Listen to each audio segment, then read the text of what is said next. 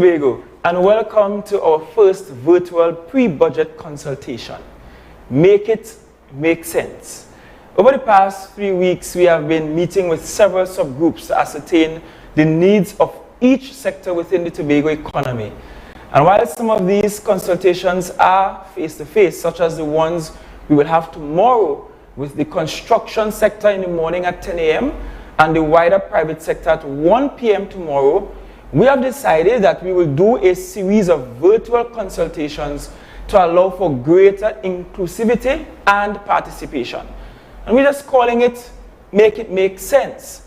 Tonight is the first of 7 such virtual consultations that I will host in the lead up to the budget. A mammoth task, considering that I have a team working well into the night, every night, as we analyze and prepare the budget report to be presented and debated in the House later this month. These consultations are being broadcasted via Tobago Channel 5, Tobago Updates, along with its partner stations M&E TV, Channel 20, and Gael Channel 7.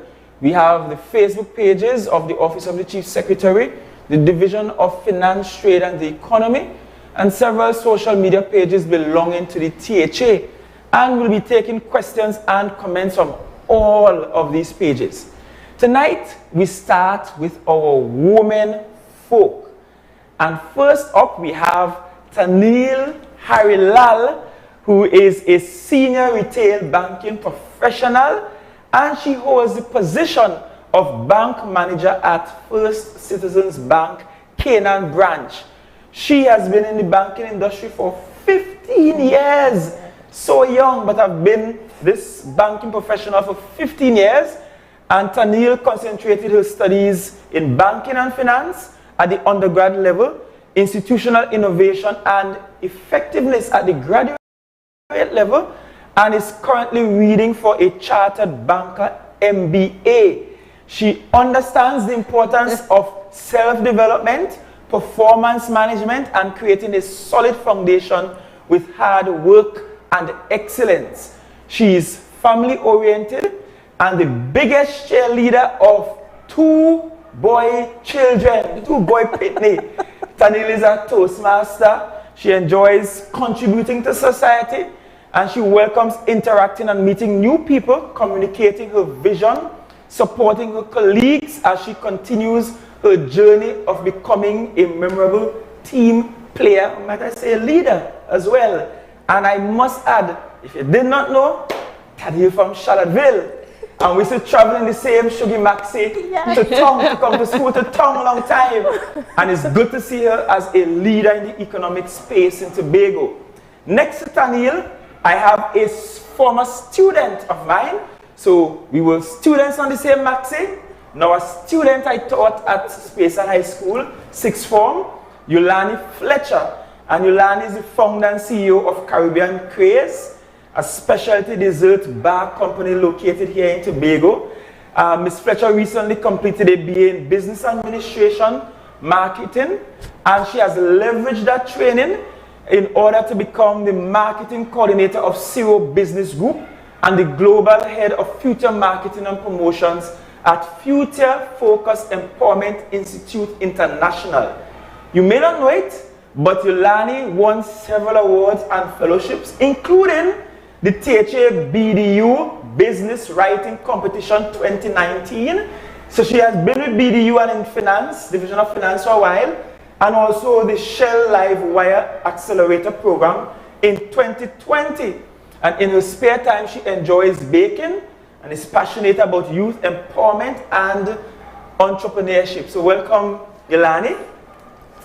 And next to Yulani, we move from a former student of mine to a teacher at my alma mater, Ansi House. Yes, see the blue, right? Yes. Ansi, right? So we have Alana Allen, and Alana Allen is a multi-award winning personality recognized for 15 years of service in mentorship, youth leadership, and youth service. Alana has a track record of success. Her work throughout the years has touched the lives of hundreds of persons.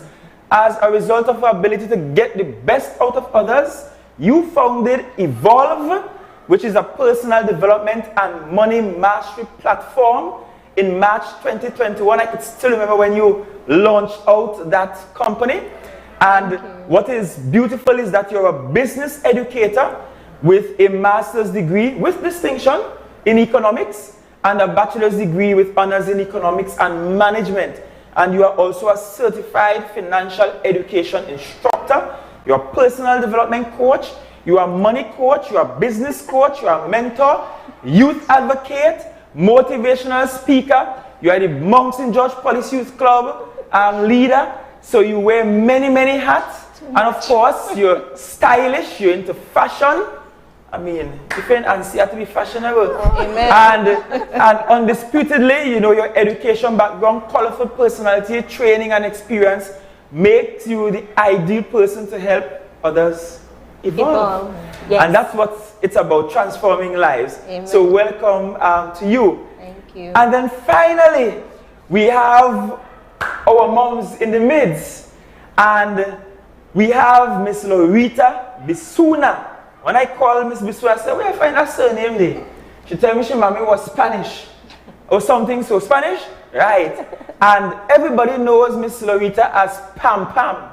And Pam Pam is a fun-loving mother of 8, 52 years old. She's from James Street in Goodwood, but now she's residing in Lekoto and having attended both Goodwood Methodist School and Guy's Commercial School. That's before our time, young people. You have worked in the service sector for most of your life, and we'll talk about the service sector in a short while. And this includes being a caterer for the elderly, a cook and a cleaner at a popular hotel, a maid within the THA, and currently you are employed in the CPEP program.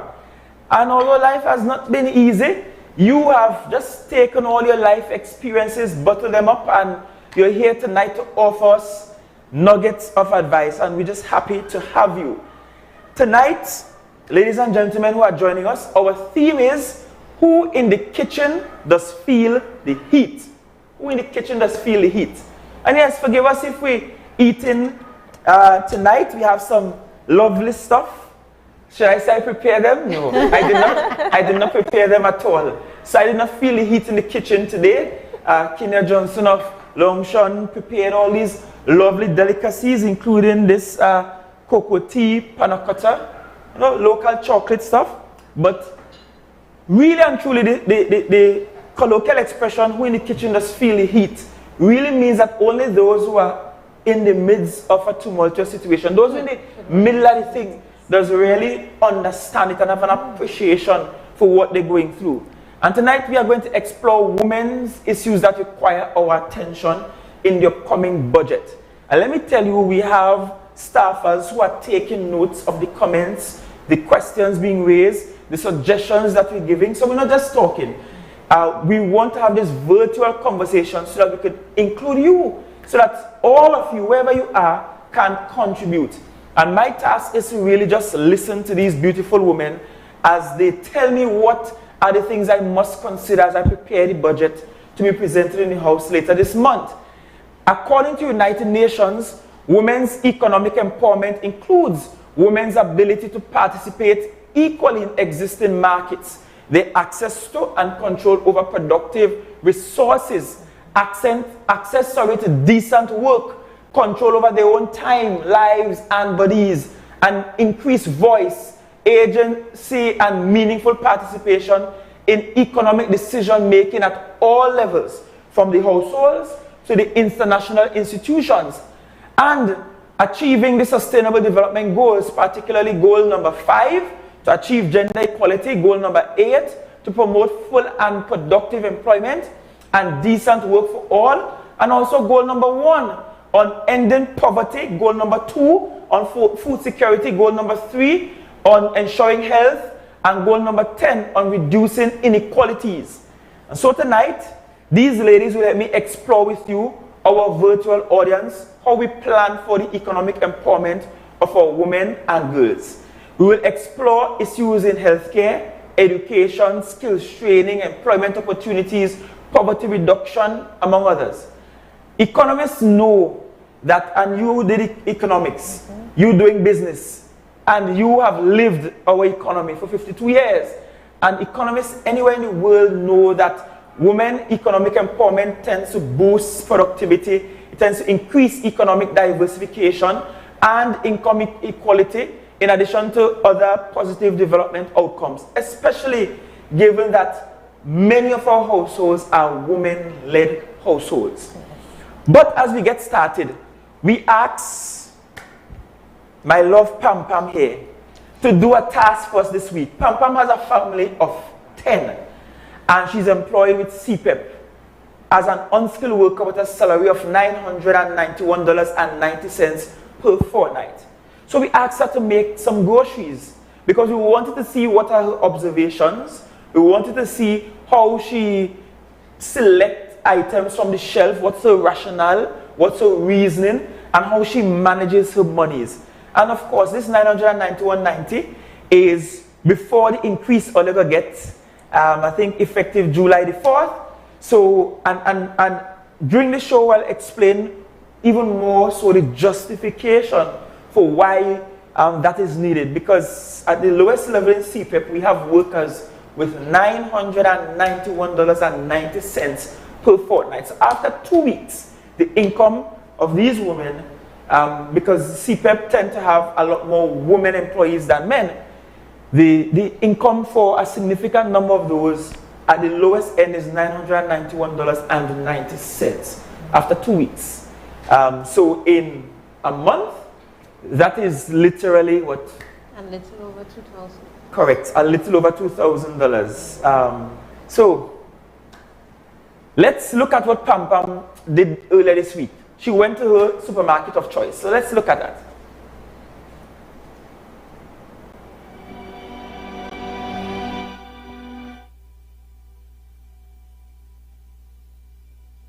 The cost of living in Tobago is very high. Very, very high. Make it make sense.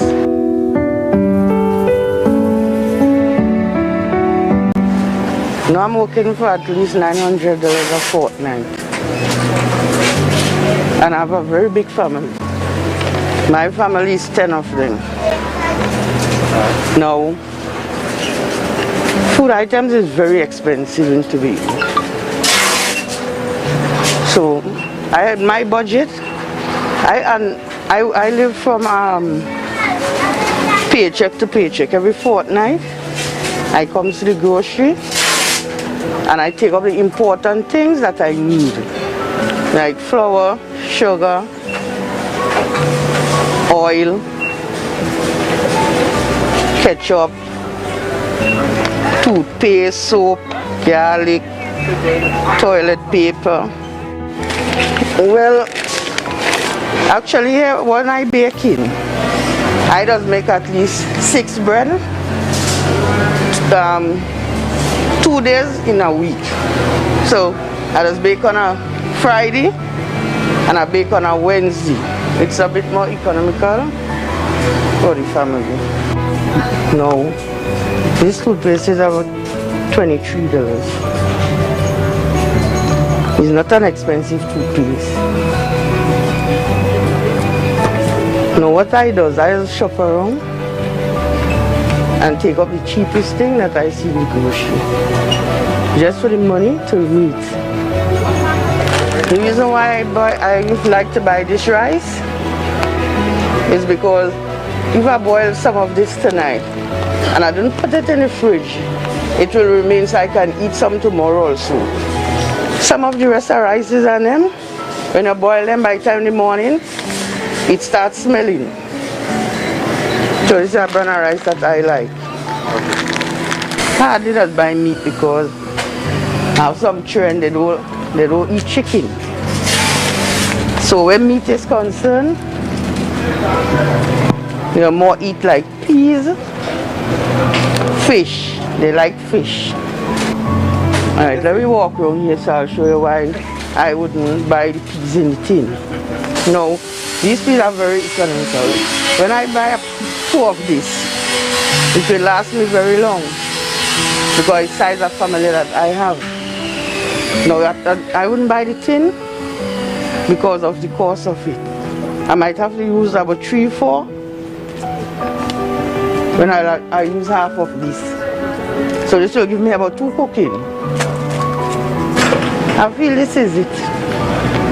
Things that I really looking for. Probably just realize they're now stocking up.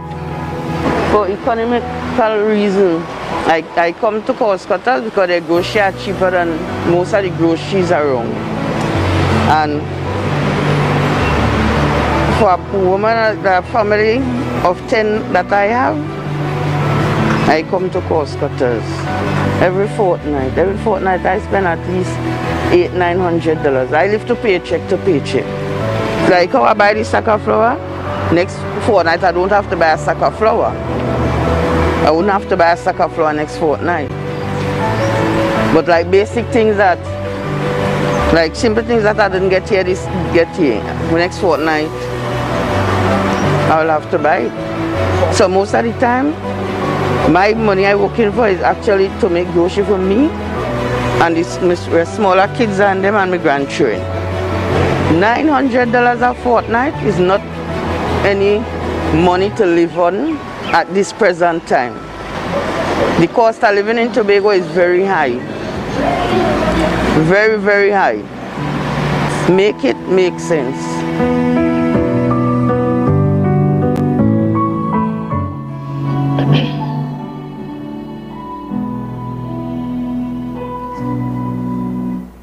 So, welcome back, and you're a magician, you know.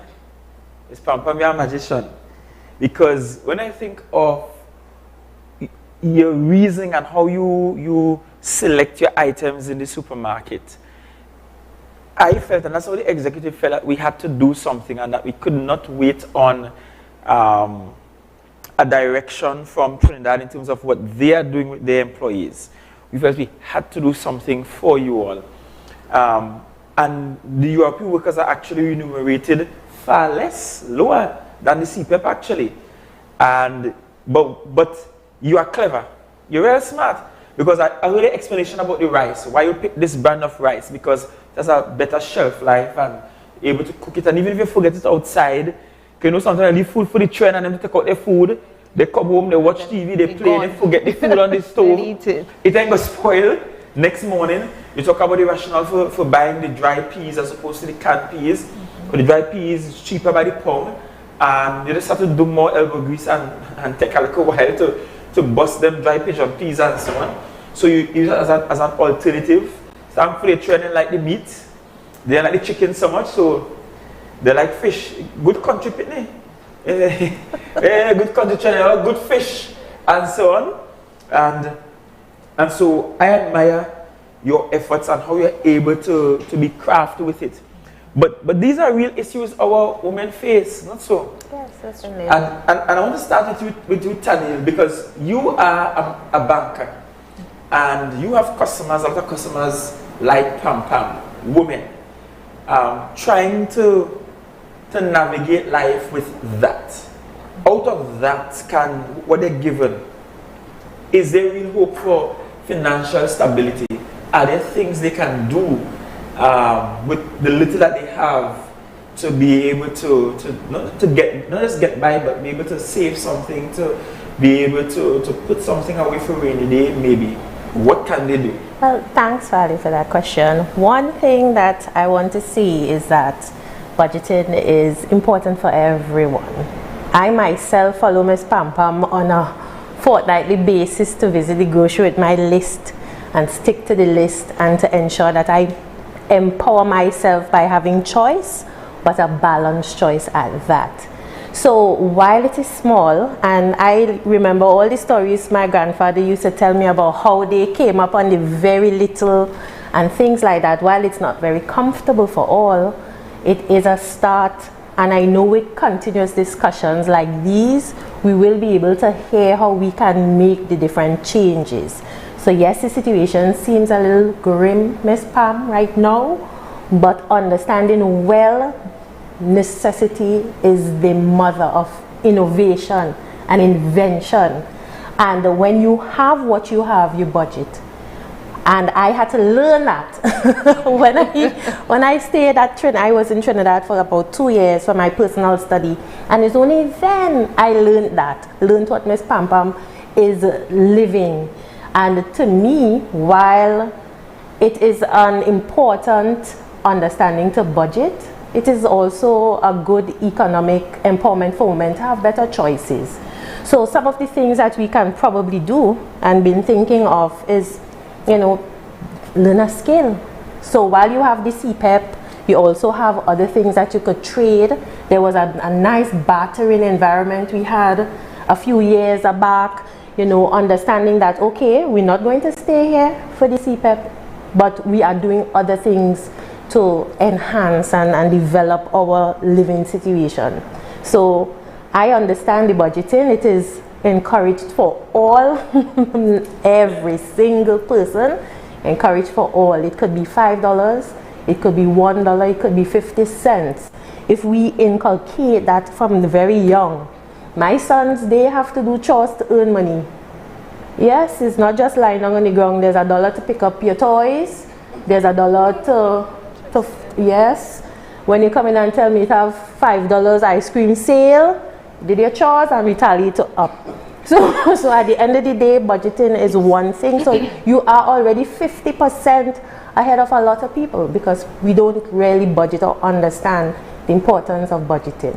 So you're already ahead of the game, Ms. Pam. But Pam, with the increases we want to give you all for CPEP, right? I'll show you here the news. We're going to put a little extra. You always receive $50 extra per day, right? So on your salary. So it will take you up a notch in terms of how much you will get at the very lowest end. What do you think that will do for you? How much that you think that will help someone like you and help your family out? Honestly speaking, it will do a lot. Compare it with first, at least, I might try to, I'm able to save something now. The last daughter went to school. Where, secondary? Yeah, she did some subjects. She had 5 subjects. She wanted to be a pathologist. So she did different subjects. She got 5. She said to me, I want to go back to school. So she repeated in, she won 6 for me in Speyside High. The only school that was accepting her. And one of the schools that has made magic with our young people. Big up Speyside High, just say. She has Speyside High 6th form program now. And well, she told me right now she's doing the exam. She said, mommy, after the exam, I think I will not be in the senior. I'm going to follow.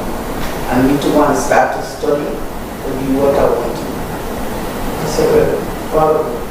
But that raises another issue for us, in that in some of our homes, some of our families, our young people choose sometimes early employment over educational pursuits, not by choice, but circumstances sort of like force us to make that decision. I've seen many, especially young women, who just decide, very talented, and they will decide, I can't get there right now.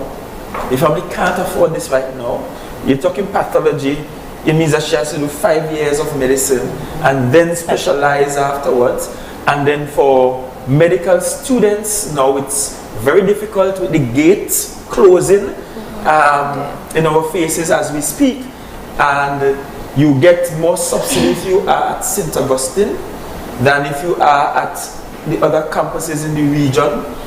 And it means that, and to get into St. Augustine now, there is now a very long wait time to get in, a long wait list to get in.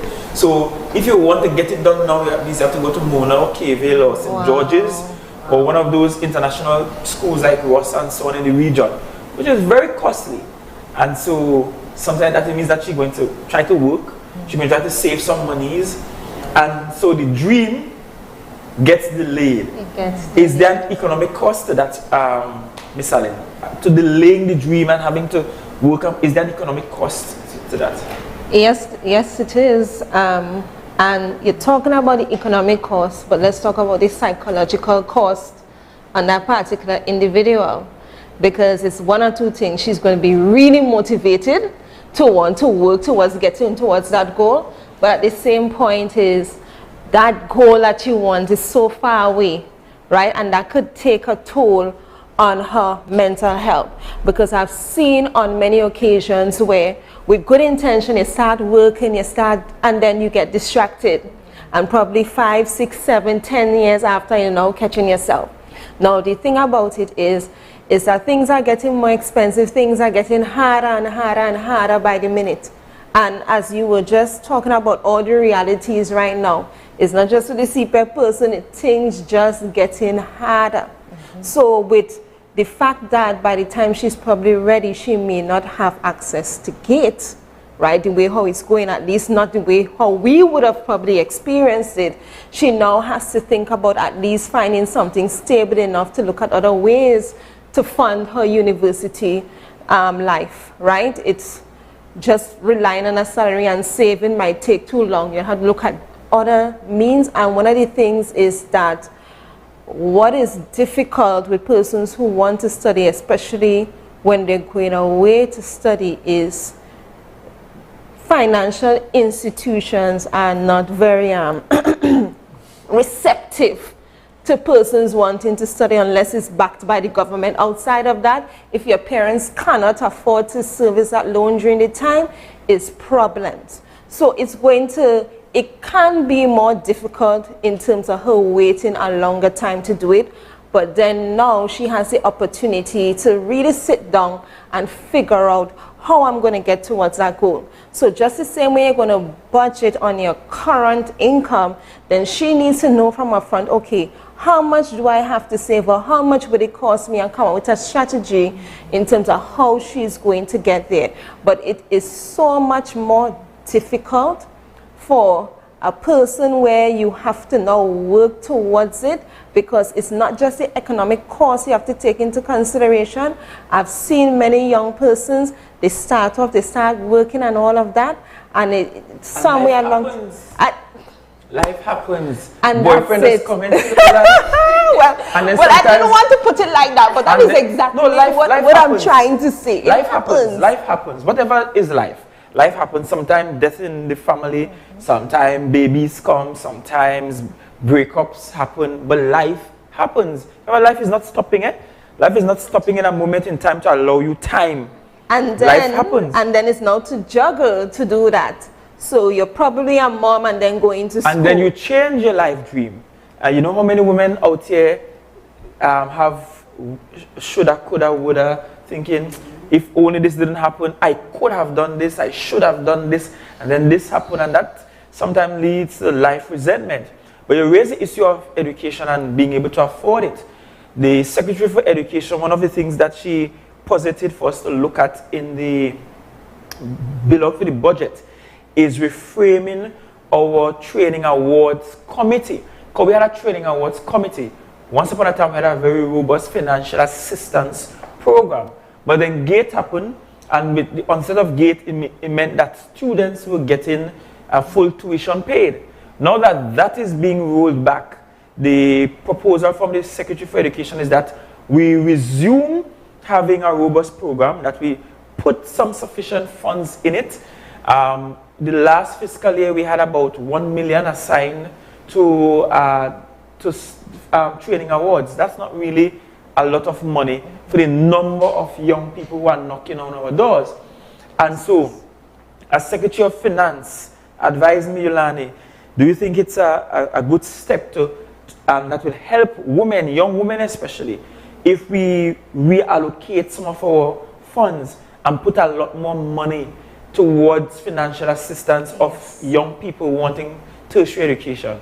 Yes, I do agree that it makes sense, because as you mentioned, with GATE going out the door, they'll need some other form of access to get their tertiary education. So having this new or refurbished allocated money going to this sector would assist them more further, I guess. But I think the educating of persons need to happen in the sense of A lot of persons run to tertiary level education, but then we're ignoring the skills and what it can do for individuals. So we also need to spend some time in terms of informing women as well of what are their options. Because even with the assistance that the THA gives, it was only certain programs persons were getting approved for, right? And if you weren't aware of it, then again, you're not going to benefit from it because your study doesn't necessarily fall in line with the areas in which you want to offer financing, right? But even so, yes, we want persons to be doctors and lawyers and whatnot, but some of those professions are saturated and the world is changing and growing. In different industries are opening up and would have opened up since COVID-19. And we now need to refocus or broaden the horizons in terms of what opportunities we have out there.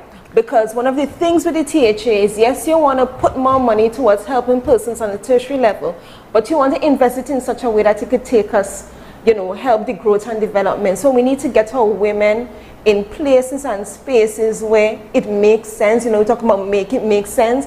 It has to make sense, because you fund a degree for how many years? You know how many young women at home and can't get employed, and they are properly educated, but there is no room or no space right now. So yes, we want the funding. Of course we want the funding, but we also want to start opening up the doors in terms of what are some alternatives or what are some other areas that you can focus on, that you could make a lot of money and you could really become employable when you transition. So if I get you right, you're talking about ensuring that the program is diverse. So we cater for skills training as well. Because tertiary education does not just mean leaving secondary school to go to university.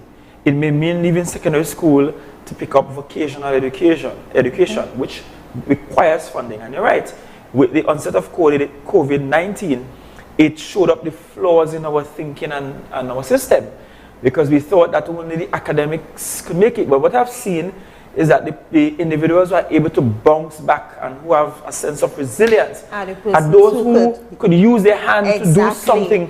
They bounce back in an instant to get some things done. And we should treat skills training, skills education with equal parity as we treat traditional academics. But Fali, let me interject here. Let's talk about Miss Pam and how you survive, right, in this time. It's really the skills, because a lot of women, the salary not meeting up, you're plaiting here, you're baking, you're doing that, and that is what is helping to offset most of the expenses for a lot of persons, because it's not persons who are just in CPEP who are feeling the brunt. I think everybody is crying out now in terms of the increase within the grocery is so crazy, along with all the other different areas in which the cost of living is going up. And you see more and more persons trying to leverage their skills and whatever gigs that they can to make more money. And sometimes if you really sit down and look at it, the skill that you're doing on an evening, if you really invest more time in it, you're actually making more than what you're making in a day. And we're seeing that happening over and over again. But the negative connotations that we have on, okay, get a skill. Listen, my child, as much as she's going to go through the formal education system, she must be equipped with a skill. I made it through UE because I had a skill. That's how I was eating. You want to go to a little fat? You had to plait a little here, you had to do something. And that is how a lot of persons survive. So in terms of bouncing back and being resourceful, we need to have things in the back pocket that we could pull out in order to make money as well. So Pam, what skills you have in the back pocket to pull out? I got electrical. And you see that? Yeah, boss. I respect you. Yeah, boss. No, and you know, one of people might hear that, you know, we're increasing salaries to CPEP and URP, but it's not just increasing. We also want to increase productivity, and we also want to increase in terms of training. And we're going to build into the program some mandatory educational components. Because we want you to be better for it, and we want you at some point to even get up a day and decide, listen, for me, I have opportunity bigger than this. This should just be a transitionary place for me. It's just a middle ground until I could do better myself. I have one question. Sure. No. I honestly telling you, I find CPEP program is not making sense. I keep planting flowers, I can't eat flowers. I agree. Turn the people into agriculture. We stop buying food outside. We're bringing it from right here. No, that's the spirit I want. So when they see the increased salary come on the front end, it's because on the back end, we are going to demand more from you all and a different line of activity. And yes, landscaping is nice and it aids in our tourism product and keeping the place tidy and so on. Make a valid point. We carry cotton. Since I go on that project, 2 years I'm working with them. What are you doing for the 2 years? Nothing. That is one. 2 weeks ago, that is little before they had a little shaking up. I told the foreman, I said, listen to me. This is making no sense to me. I coming off of my bed to reach here for 7 o'clock to watch all you. I said, watch me, send the workers and down in the bush and we cut it and we plant cassava, tomato, by tomorrow we could pick some tomatoes. So we could pick tomato tomorrow? So I could come down early and get some tomato tomorrow? It might be much, I think it's just 2 trees. That bare right now. But at least it's a start. It's a start. And that's what we say, that's what we want out of the program. CPEP Tobago should not look like CPEP Trinidad. We ain't trying to just go by the side of the road and brush cut a place or paint a row of stone or plant a fresh hedge of flowers. We want productive use of time. Yeah, and but just, you know, Farley, what you all gotta come in with this, because let me tell you something. You see the people who are putting as checkers and foreman, waste that time. If I have a project to run, then workers can't come and sit on my project. I am telling you. They cannot come there and sit. You have to, for the minute you reach, you have to walk. You'll take a 5 and back to work. I appreciate your candor and your honesty about it. It has really hurt me to see. I tell although the money is small, it does hurt me to see. I mean, the government had picking up money from the roadside to pay. Come on. Yeah, and that raises the issue of productivity across the space, which is an important one. You know, Trinidad and Tobago is not known to be the most productive country in the world. When we look at our ranking on the global indices treating with productivity, we tend to rank pretty lowly on those statistics. And the question is, how do we improve productivity in our space? What do we need to do, ladies, to improve productivity in our space? To get much more out of our investments in people. Because the THA being the single largest employer on the island, we are investing in people, no doubt. But how do we get productivity for our spend? I'll take this one. I can go back to my experience when straight out of sixth form bishops and my mom passed away sadly, and I had to make a pivot. I had to decide what I was going to do. I had a dream going to England and going into medicine, and then it was like, well, okay, I didn't have the stability there. I had to decide something differently. And that made me very wise, because it opened my eyes to understand that we have to pull from what we have. And my personality is one that you blossom where you are planted. And I ended in banking. Yes, and in my own experience, development, it could be academic, it could be vocational, technical, but we have to consider the wholesome aspect of it. And if people are not comfortable where they are, or we're not dealing with key root issues, then no matter what you do, the type of program you have, the type of trade you're going to, the type of work you are, you will not be productive. So you have to root it, understand what it is. So it could go right back into the school systems as little as preschool and have a system that we shine light on mental issues that help people cope, regardless of whatever you are, we could have that support and develop people from there on out. So it can't just be, okay, we increasing here or we changing here. It's a wholesome people development. How can we then bring the best out of? Our people as a whole. Yes, and that is focusing on social aspects of it as well. So it's a balanced initiative. Some people might swim, some people may need floaters. I think the mindset of Tobagonians have to change. It has to. And I could tell you, when I first started teaching in particular, and I was kind of shocked, I asked a student, what do you want to do, or what do you want to be when you grow up? He said, me swam to you. When I leave school, I'm going to get a little 10-day walk, and I'm going to pull bull. Yeah, that's what I'm going to pull bull when I done it. And that was his big But when you were in school, well, Tanya, you were there just around my time. Yes. And they asked you that question, you're looking for the most ambitious but thing to pitch for yourself. Oh, we got to that place. Psychologist. You have an easy life. You work from 6 to probably 8 in the morning, and then you find other things to do with the rest of the day. And for me, a lot of Tobagonians, we are just so comfortable with the bare minimum, but yet we want to make demands, right, of the THA.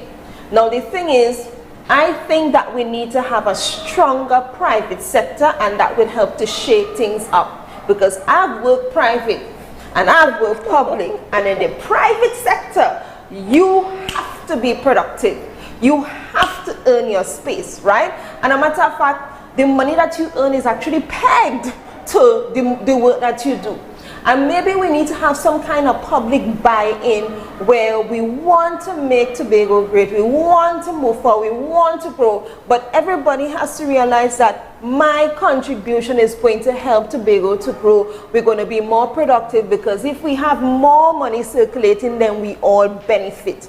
So the mindset has to move away from, I'll go to work, I ain't doing nothing, I will take 3 days to file this one report, so let's get it done, so there has to be some kind of buying, some kind of incentive probably to get persons to want to perform, and probably the performance pay works, eh? Well, we could consider. At the moment, I am considering a proposal to incentivize productivity through the public service, because the biggest challenge I have faced in the last 6 months, I think, is our work output and our ability to put speed and efficiency in the same room, or rather our inability to put speed and efficiency in the same space is inordinately difficult to get that within the system. Something could be an emergency and it will take you a month and a half. Something could be regular time, it will take you perhaps 3 months. But that cannot be the way we do business. If it is we want to improve on the ease of doing business, if it is we want foreign direct investments, if it is we want a society that people respect us and so on. And let me be honest, I don't believe for a second the people in the space who parrot or who moot a position that Tobagonians are somehow lazy and indifferent. That is not the Tobago I know. That's not true at all, because we damn well know when to be productive and how to be productive. I have seen in this same Tobago space that at certain times in our life, we are able to pave whole roads in the middle of the night.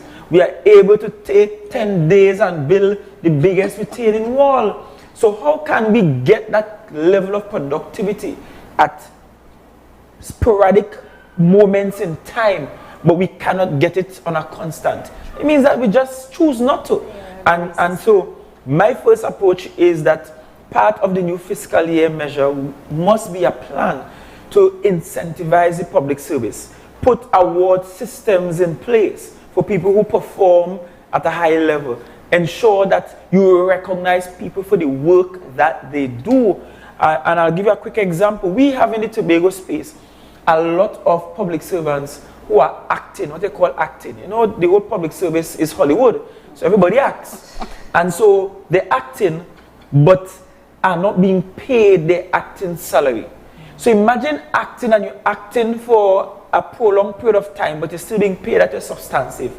And then you may be promoted to a higher acting position, but you're still being paid all the way back at your substantive. And it arrived at a place that people started to reconsider whether they want to take the promotion to act in these positions. And it causing some friction, some bottlenecks in the system. One wife of a worker in infrastructure came and wanted anonymity, but she came to say, look, my husband has been acting in this position, the household need the money. See what you could do to ensure that they pay the acting.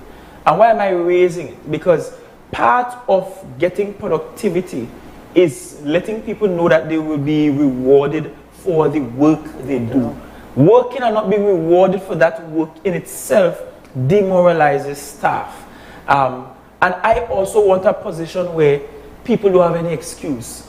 As in, you can't come and tell me, well, you're not paying me, so we expect, right? Because they will. And if they say that to me, you're not paying me, we expect. How do I respond to that? Unfortunately, volunteerism is dead. And people want to be paid for the work.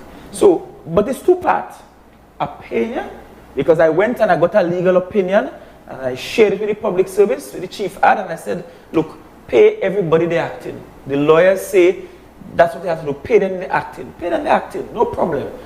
But note that in me paying you your acting, in me ensuring you are remunerated the way you ought to, I come in on the back end and demand the work. Because if we don't get the work, then we have an issue. And of course, that means that we have to start to write people up. We have to start, just as you have awards for good performance, there must be consequences for poor performance. There must. Yeah, but then you also need to look at the systems that are in place, because we still filing stuff, you can't find this, you can't. We need to digitize the system. And so on one hand, yes, you want to incentivize persons, but if they're in an archaic system and they don't have the right facilities, the right equipment to work, then you're wasting time at the same speed. So that's how it changed. You're talking my language about digitization, because I think too many of our systems are paper-based. Unfortunately, we need an act of parliament to outlaw the mandatory nature of paper filing. However, we can digitize most of our papers, and right now Town Country Planning, for example, is doing that, all the land documents. So it means that the next time, at some point when you go to get a cadastral printed or get access to a land file, somebody ain't going to look for the physical paper where their fingers touch the paper and destroy the integrity of the paper. You know, some of these papers are centuries, years old. But it's digitized, it's easy to run a print, it can be done in 5 minutes, you can email it to somebody, put it on a flash drive, so many options. And so digitization has to be a key feature of the upcoming budget. It just must, we have to spend some money on it in order to get the system much more efficient. It means that instead of having these help desks where people physically sit down at a desk and wait on people to come in, somebody must be able to use the app. It means a woman must be able, who is in dire need of social support, should use their smartphone to request that support. And shouldn't have to leave their home, go to health, come back to town, drive down to settlements, come back to town, go look for police report, go look for fire report. These systems should be digitized, which allows for multiple officers and workers in the space to treat with one request at the same time. And that will allow for greater efficiency in the space. But I want us to switch gears for a little bit, because we have been going for just under 50 minutes. And we spoke about education, we spoke about productivity, we spoke about digitization, we spoke about budgeting, we spoke about low-income earners in areas like CPEP and so on, and the need to increase their salary. We spoke about the need for them to work as well for their salaries. We spoke about young women and the schooling, and I want us to talk some health matters, health care on the island. And not that all men folk don't need health care, we do. And quite frankly, all men folk need to visit the doctors more often than we do. And when we actually feel sick, we need to say so and get medical help instead of thinking every bush tea and every tree root you could boil. And I have some in me cupboard here. Let me show you something that I have here. Oh gosh, I don't open it too big. Next thing, the thing is a rum shop I have here. But we men, we think roots and things soaking like this somehow. I mean, it's good. And the longer the better, eh? The longer the better. And this soaking a special brew I get from upland to me. Who, if you know, you know. But we tend to think that somehow these things cure us, but they don't. Right? They don't. But in terms of healthcare and women, what are some of the pressing issues you think, Yolani, that we have to look at in terms of reforming healthcare on the island to ensure women folk, why seem greater majority at the hospital, get the kind of attention and attendance that they need? I really wish I could talk on it, but I can't come up with anything at this point in time. That's no problem at all. You've never had to engage the hospital also? Yes, I did, and How was the experience, it wasn't nice in terms of the long wait and the period to actually see the doctor. So you go, you might have to pull a number, you sit down and wait, even if you set an appointment. So if I have an appointment set for a specific time, I actually try to go 2 hours earlier, because you're not getting the actual time that you set the appointment. You have to pull a number, you have to sit down, you have to wait for your name to call, and then you have to go in. So it's a really long and tedious process. But Chief, what I would like to say on the topic of health is that we need to start educating our young women a lot more and have certain things in place. For instance, I've realized that a lot of women are suffering from like polycystic ovaries and those kinds of afflictions now more than ever. Almost every female that I speak to, let's say 1 in 3, they have problems like that. And a lot of them aren't even conscious or aware that they're walking around with cysts and fibroids, and it seems as if the age is getting younger and younger and younger, and it's something that is really prevalent amongst black persons and women from the Caribbean.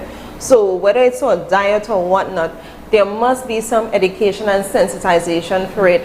And even when you visit our public healthcare system, it's not just the wait time, it's the time for treatment. So you come here, they send you here, it takes forever, a machine isn't working, you have to do this, and sometimes you're talking about women who might be at the lower income level, they may not be able to afford, to go to a private doctor to get an ultrasound done, a pap smear. So even though some of these things are available in the public sector, is when, right? It is when you could get access to it. The access to me is still far off because it takes so long sometimes to get treatment.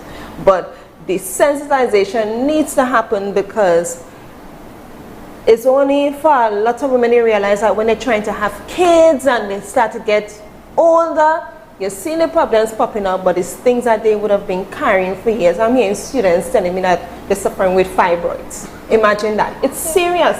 So it has to be something with the diet or lifestyle, but we need to start having those conversations. We need to have strong public. Yeah, prevention is better than cure. Yes, and more focus on preventative maintenance, preventative and not just measures. waiting until something is happening, your ear hurting you, and then you're going up.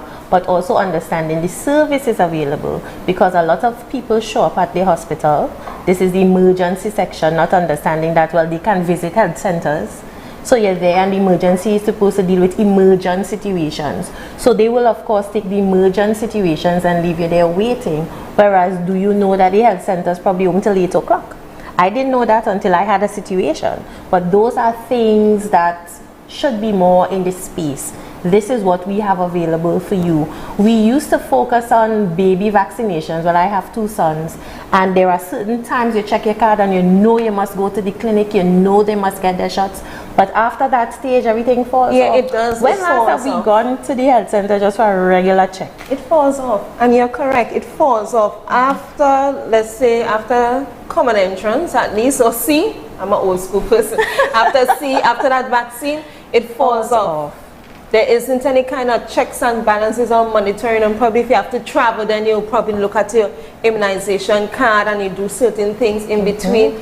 But you are correct, we should be able to follow persons throughout their different life, those checkpoints in life. When they reach a certain age, let's do this, that, and carry them through all the way up to Miss Pam. Right, so Miss Pam is supposed to be getting your pap smear done, and your this, that, and you know, and you, where you're going, and all of that. That is it. All my kids to do the same. Exactly. But this digitization helps with that which you're talking about, with having that record keeping throughout. And one of the things I saw pop up in the chat, people thinking, outlaw paper. No, it's not outlaw paper. Outlaw the mandatory use of paper. What that means is that we have to start accepting digital records in addition to papers. Of course, the paper will be there. You won't throw away the paper, but allow for the use of digital platforms, because there are some things that, for example, when you if we digitize our healthcare records properly, and there is some of that happening in the system, because I remember my mother was ill. When we go up by the fort, where there's a clinic for oncology there, the doctor there is able to pull the file. When we return to Scarborough General, the doctor is able to pull the file there. That has to happen throughout the system, inclusive of the health centers and all clinics that we have on the island. Even if you are a private medical practitioner, and I as a client, I come by you as a private clinician, you should be able, with my permission, have access to my file, so that there is an easy flow, so that wherever you go, the doctors know what's wrong with you. Even if you went by a private doctor and you walk in town and they fall down, drop down dead, well, you ain't dead yet, but you drop down and they take you up to the hospital, somebody should be able to trace your record and know, well, okay, she was seeing this doctor outside of the system and she was being treated for X, Y, and Z. And so we could now do the necessary follow. So is that those kinds of benefits we want from digitization? Not that you should have absolutely no paper, but that paper should not be the only lawful report tender, more or less, that we should have in the systems. I hope that makes it clear. But we have mothers here, younger mothers, older mother, no children like myself, prospective mother, right? But how was that birthing experience for you, that experience with our healthcare system? Because one of the most important rules of our women, not the only one, but one of the most important rules of our women is that reproductive rule, the role of bringing new children into this world. And so our healthcare system have to be able to meet that need, if nothing else, because it's an extremely important function that you have to play. So how was that experience for you all? Fortunately for me, the hardest part is the actual action of delivery. The delivery. Okay, that's good. But from the my first son, I was seen to at the Shalville Health Facility by Miss Voy, and the experience was good. You got your book, you got all your lectures, you understood exactly what you needed to do. I forewent Lamar's, but the idea was I got the information, and I think maybe it's because I came from the community, and it's a community base, so of course nobody is going to watch you go astray and not support. So I got that, and as you were speaking and everybody contributed, an idea came, because it's like, okay, we have to start community based as well. It's not so much just the government alone or just the private sector or individual. There's a mass of us and a community base. I could not go, Miss Boy, see me doing something that I wasn't supposed to do, and she not tell me, hey, you're not supposed to do that. Don't do that. Don't treat her babies. Don't treat her babies badly. So I had that lovely experience. I went to the TRH up at the hospital there. I felt like if I was in a hotel, It was a really good experience. I'm so happy to I tell hear you, that. the hardest part was the actual Delivery. action. So, The delivery. so that was my experience. Alana, what was your experience? Traumatizing. So traumatizing, as if I don't think I want to even go back there. To it, okay. I'm telling you, I was traumatized. My experience was not so nice. You know, my pregnancy at one point was at risk, and I was on bed rest and having to make several visits to the hospital on an emergency basis. And I know I'm not feeling well, only to be given Panadol and sent back home, and then to go back the next day. And then, you know, I had the issue of bleeding during pregnancy, which was, you know, very high risk. And even that wasn't resolved. We had to go to a private institution in Trinidad to help deal with that whole situation. I tried Lamaze because I was a first-time mother and I was so excited for it. This was the old hospital, and I went on 2 occasions, and every time it was cancelled. And then that just threw me off. And then in the actual delivery, I was like, boy, should I have gone to Lamaze class, because I really can't make right about now, right? But, you know, everybody's experience is different. But I think for me, why it was so hard, the process of it, because it's not just the act of giving birth, it's everything from the first visit, etc., etc., etc. So because of the complications involved in my pregnancy, they took me out of the village health center system, and I had to go to the hospital, and even that wasn't a good experience for me, right? So it means that we have to work a lot more on that customer service. And I know in the public service, we tend not to see those that visit us as customers, as clients in that sense. And sometimes we treat it as just a duty we do, but we have to work on that kind of customer service as one element, but there are others. Just last week, when I was at Speyside in the constituency, a mother came to me and she asked if we could do anything about ENT. I even called Dr. Faith around the same time because she was saying when we deal with throat, that they have to engage practitioners from Trinidad.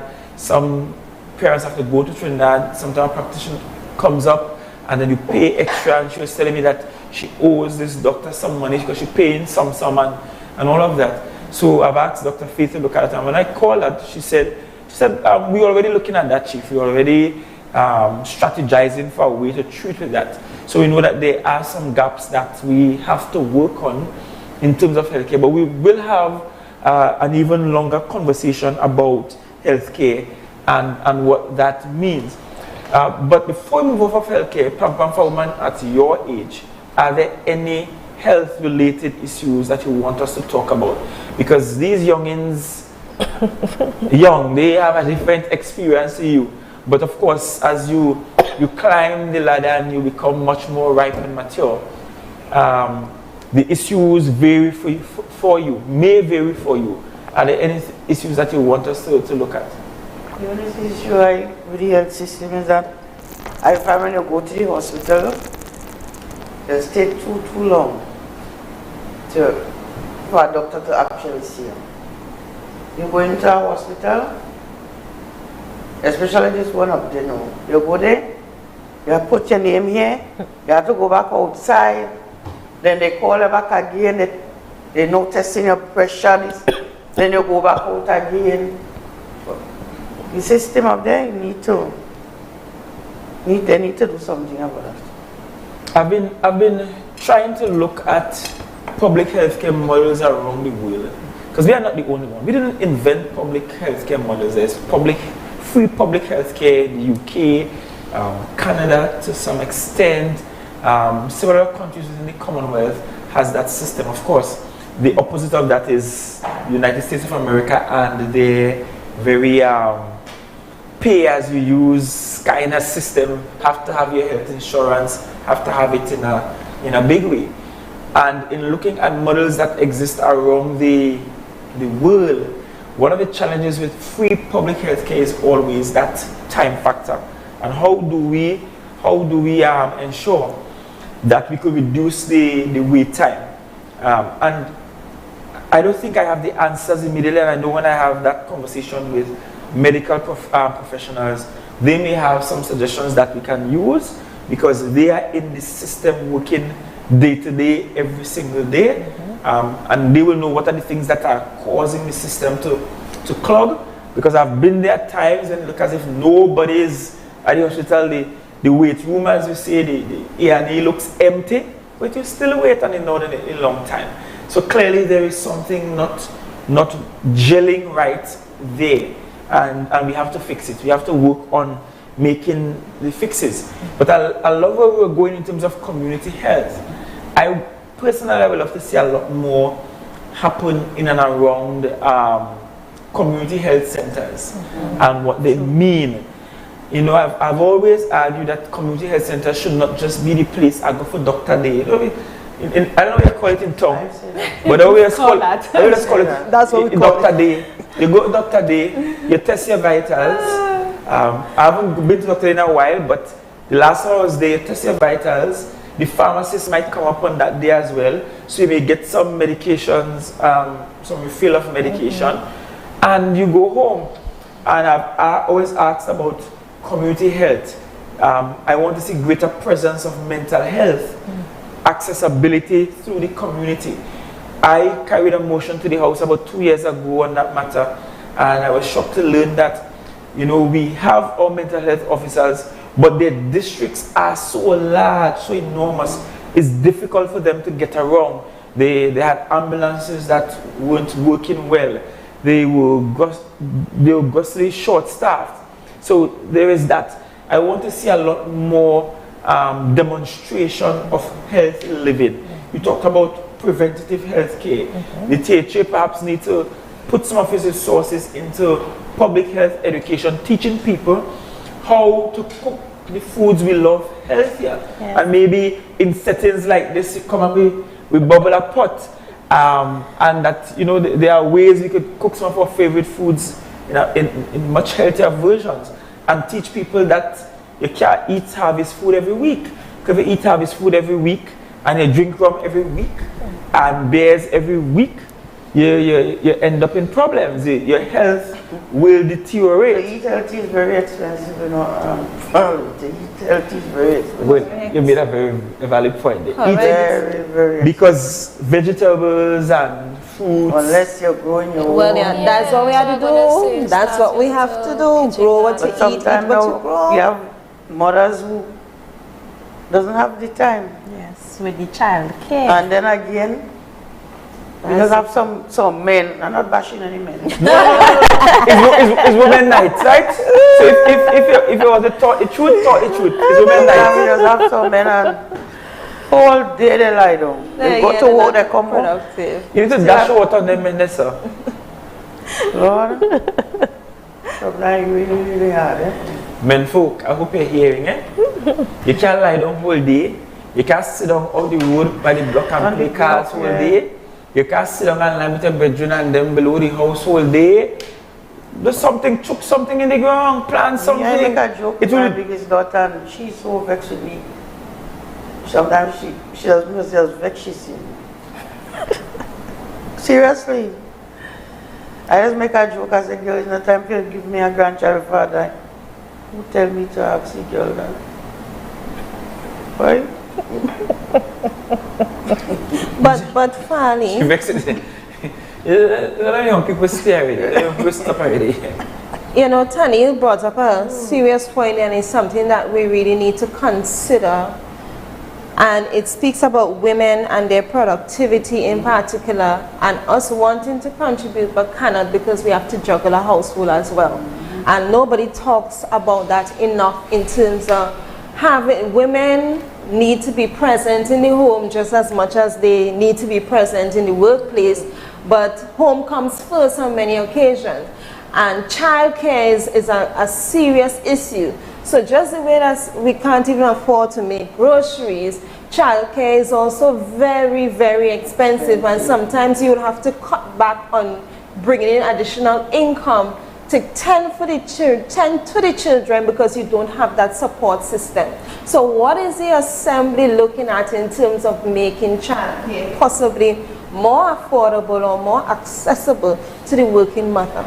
I love that question because I had an interaction over the late last year into this year. There's a former student of mine, I won't call her name. She has a child, she was a UTT student, and she has a child born with Turner syndrome. And so she could not get anyone to take care of the child. Remember, she's a student now, and there are some family issues at home. So she's afraid to come back to Tobago and to living at home because she as she indicated to me, she experienced some forms of sexual abuse, and she does not want, she has bad memories there, she doesn't want to return there.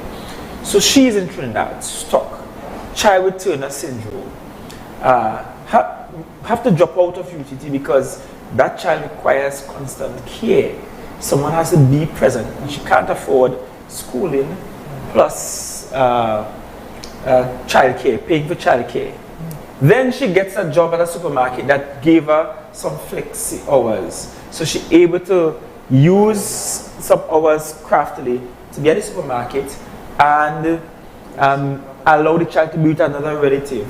And then she returns home, take over the situation with the child. But then COVID happened. The supermarket changed the hours and was demanding more hours because people were purchasing more groceries, especially in the lockdowns and so on. And so she had to give up that job. And so she's at a place where she doesn't know where to turn. She tried to get the grants. When she tried to get the grants, she needs a child to be certified as having Turner syndrome. So the assessment has to be done. In order to do the assessment, she needs some blood work to be done. Guess what? The public labs from our hospitals are saying, look, that blood work is costly and we're not doing the blood work for that. So you have to get it done privately. She can't afford the blood work to be done. So she can't afford to be able to sign the documents properly, to be able to get the help that she needs. And so she's in a catch-22 situation, a limbo, not knowing how to move. And for the first time, I recognized that so easily women could be trapped in a cycle of poverty. Because she has this child, she has to care for the child. I don't even want to think of the mental condition around that situation. This is not a child a woman that is dunce or not talented. This is a young lady that was a university student. And one baby altered the entire course of her life. And the support system, to be honest, just is not there. It just is not there. And one of the things Dr. Faith is working on is changing the policies for accessing some of these social support.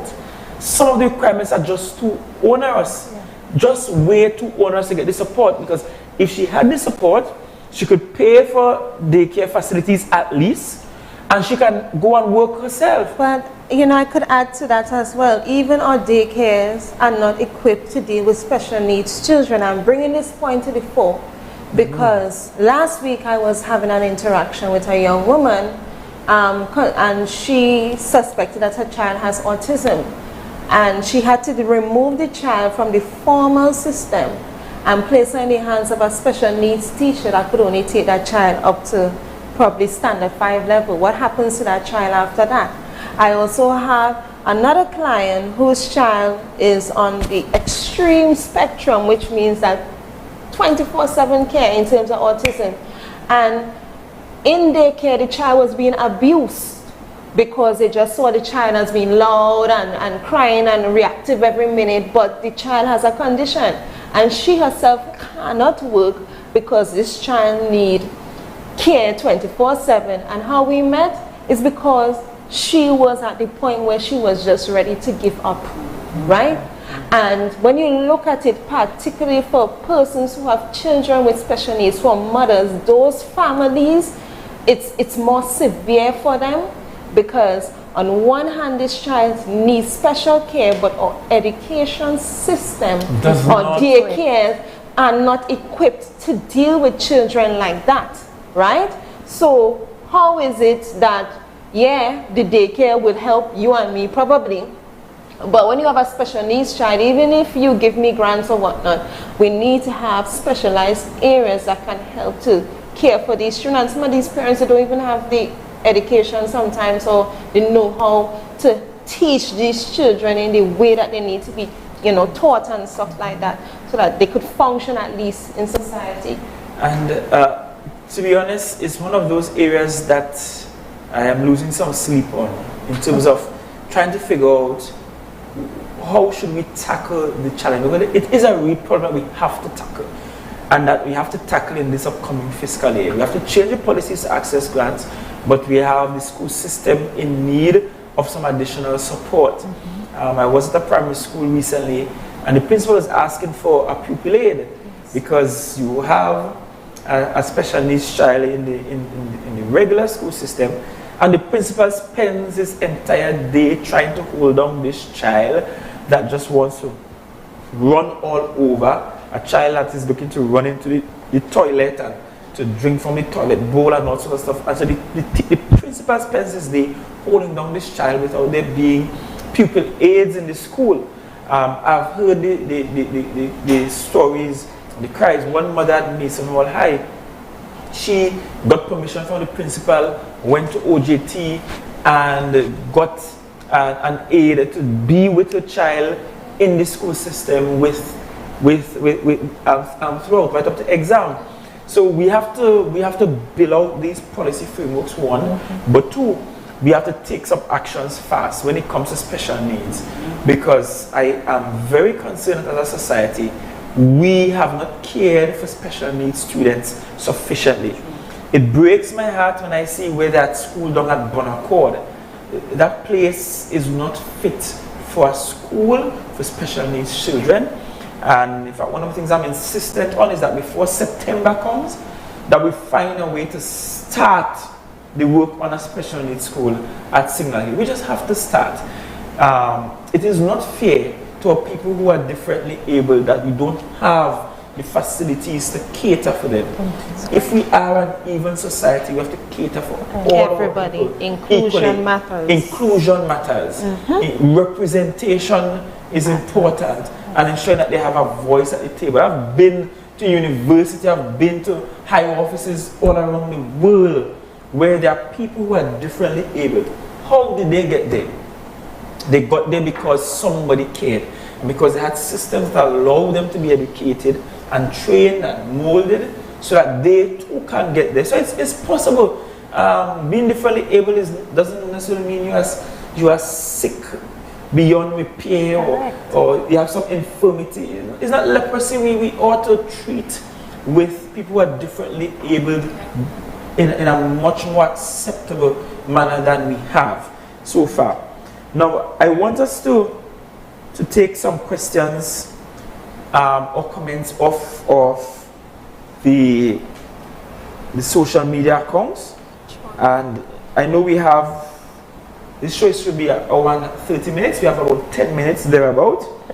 But there are some things I want us to talk about. Well, one, yes, the health centers do the testing for diabetes, hypertension, cholesterol. So that's why I said you could go to the health centers and get your vitals done. Right? So thanks for emphasizing that. There is a comment, the education system needs to create positions like safety officer for schools. There are safety officers in schools. In secondary schools, there are safety officers. Yes, right? And maybe a 7 to 9 a.m. and a 2 to 4:30 p.m. shift. The 7:45 drop off to get to work for 8 a.m. It's hard on parents. So one of the things people are raising, I mean, there might need some clarity there. One of the things people are raising is the issue of times for school drop off and pick up.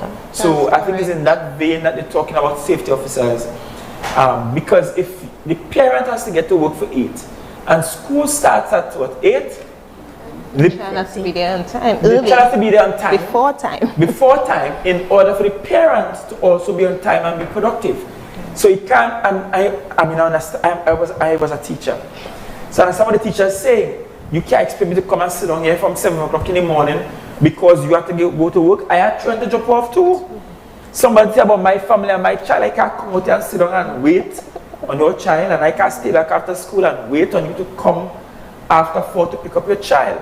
So those might be areas. So you talk about policies for childbearing and so on, and education. That's a good point. A good point, Mr. McPherson, or Miss McPherson, Heidi McPherson, apologies. Good point to raise because it's something that we need to look at. Papa, you were saying something? I was saying about the security. What is the use of the security in school? Well, the security is tend to secure the physical compound and ensure nobody steals things from the school. Yeah, but the security should able, if I drop my child in for 7 or 6:30, the security should able to, and not actually like, but should able to look over the child. Well, the thing is about having trained right adults and the right personnel to do that sort of monitoring. And the security may not be, it may have some motherly ones, but security may not always be the best person to do the watching over. At the secondary school level, that's fine because the child is much older and has a measure of independence.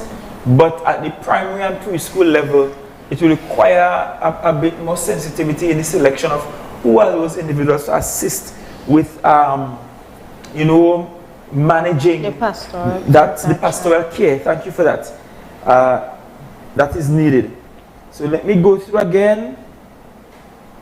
Telemedicine, that was raised, and that too could help with reducing wait time. Yes. Because there are some things that I think a telephone call to a doctor, and in the day and age we live in, we could video call the doctor. But that's what I was doing during COVID. No, but COVID taught us so many effective ways of getting around that we need to retain some of those medical measures. consultations online. Correct. And it correct. was working. Someone said the hospital is too cold, colder than winter in New York. I agree. So, you have to go with your jacket. yes, so central air might need to work on that. Right, I would love to hear if any of the panelists are single mothers and how their salaries have been impacted. Are there single mothers in this space? Yes, they are. Yes, they are. Single mothers. How is it as a single mother? Budgeting is number one. So a lot of the things that I would have learned, you know, taking on, not that the boy's dad isn't supporting as he should, but having somebody having a two-head household cut into one is something totally different. So what I do, this is just my take on it, I live on a budget less than my income because I always keep cognizant that I have to have something for the rainy day. In case any of the boys, I have to run, I have to call, I have to do this, I have to do that. So even if my salary is impacted, I live way below, right? The budget I had when I was in Trinidad is the budget I maintain now. Because to me, I just want... Even with your promotion? Even with my promotion, I want... Even with a big manager pay? That's very smart. I want to maintain a degree of, okay, if anything is to happen, I have that space and that okay, because it's not easy to know that something is wrong with your baby and you can't do anything in the moment because of a financial situation. So I always sort of I budget. If this month I want to put in shoes and I see a dress that I like, I will say, no, I'll do the dress next month. Right? If it is the boys want Skittles, you say no, we go for fruits, that kind of thing. So it's budgeting. That has totally helped me. And I like nice things. So I had to understand that I had to prioritize the importance of... Women like nice things. I had to prioritize the importance of my son's stability, because I don't like to ask and get no. And I have a problem with that. So it's always having that. Allow me, ladies, to raise that issue, and I don't want this to be taken the wrong way. And I don't want the feminists in this space to take this the wrong way.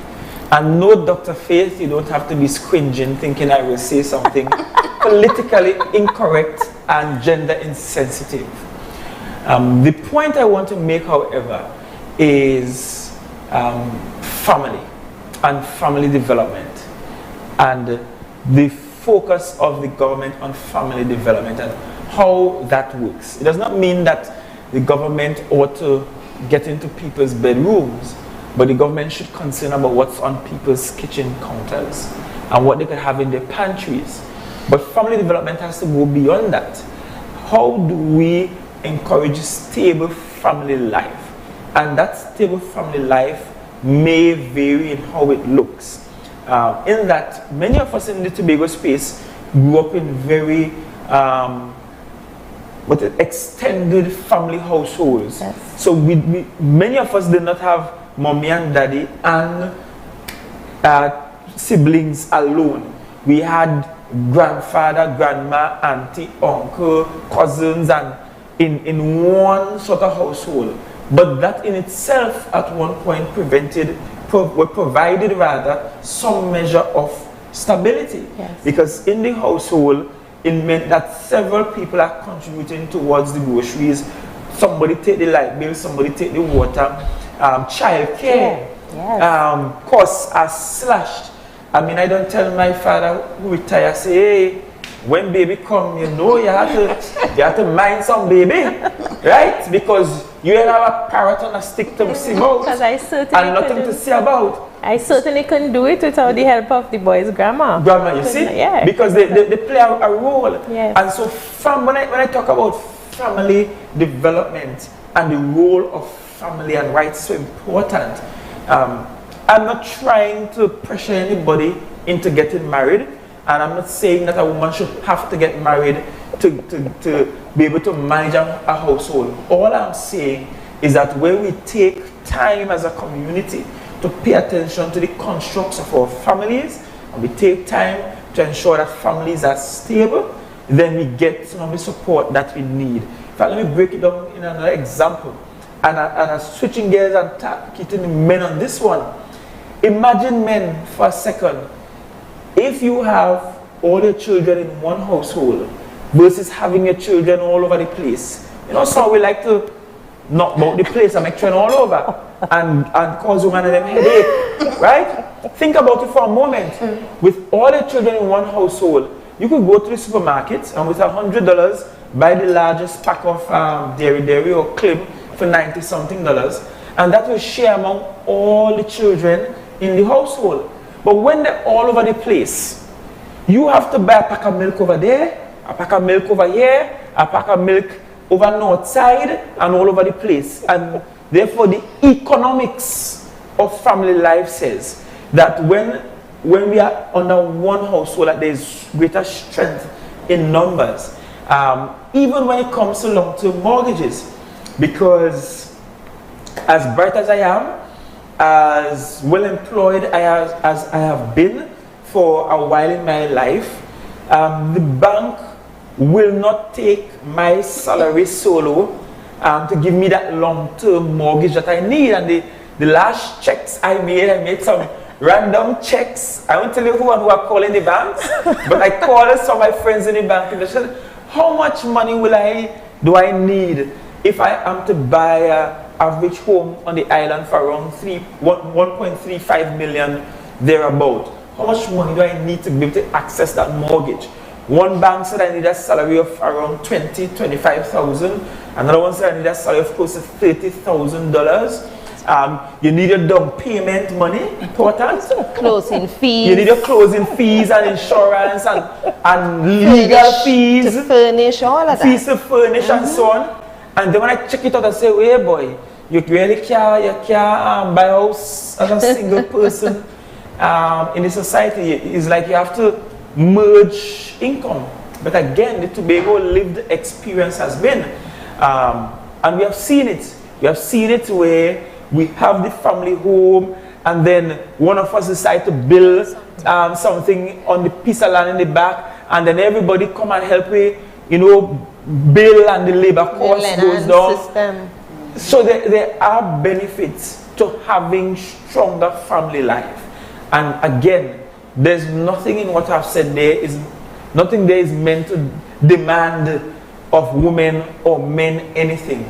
It's just a very practical observation that where there is strong family ties and a unit, you can have better economics in the family. But even outside of the economics, let's look at our young people, which you know I'm specialized in that area. When you look at the homes of some of our at-risk youth or delinquent youth, it usually goes back to, the norm would be a single parent household, right? So imagine being a mother, you're trying really hard to put food on the table, but on the other hand, you can't even watch the child on the block, they know nobody to help them with homework, and that is really the reality. I would have spoken on a talk about single mothers and some of the plights that they you know, but one of the reasons why our broken homes are broke, you don't have money to put on the table, and instead of prioritizing probably being a mother or father because you're working so hard, there's no care for the children. They're doing whatever they want. There's nobody to ground the values and stuff because the aim is to put food on the table.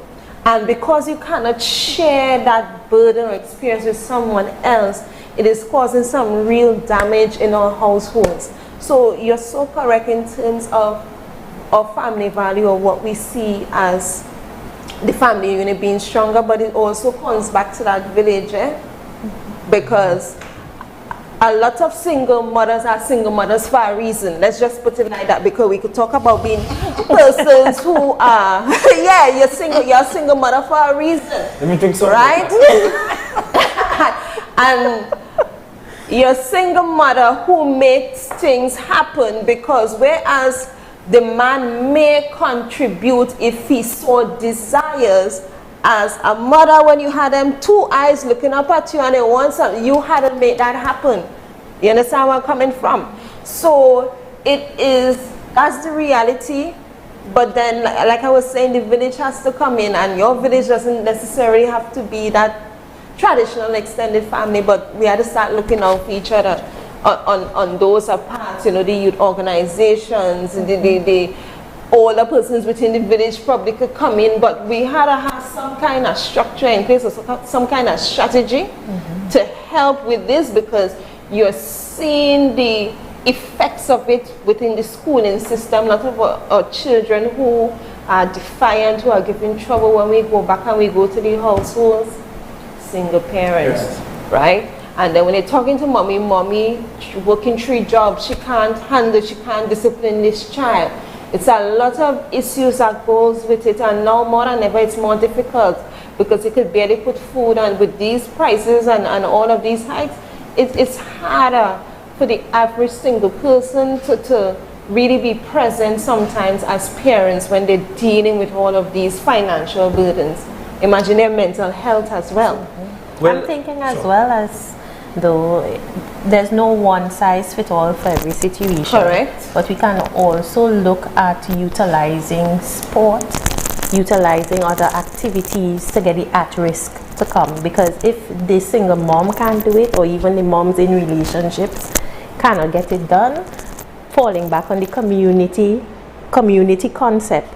Everybody has a role in molding the new generation, because as we move on, they take over, and we have to ensure that the jewels of our future are being taken care well. So while, and I want to reinforce, it's not any one person, it's all of us, but we can also utilize a lot of the activities. When I was in primary school, we had brownies.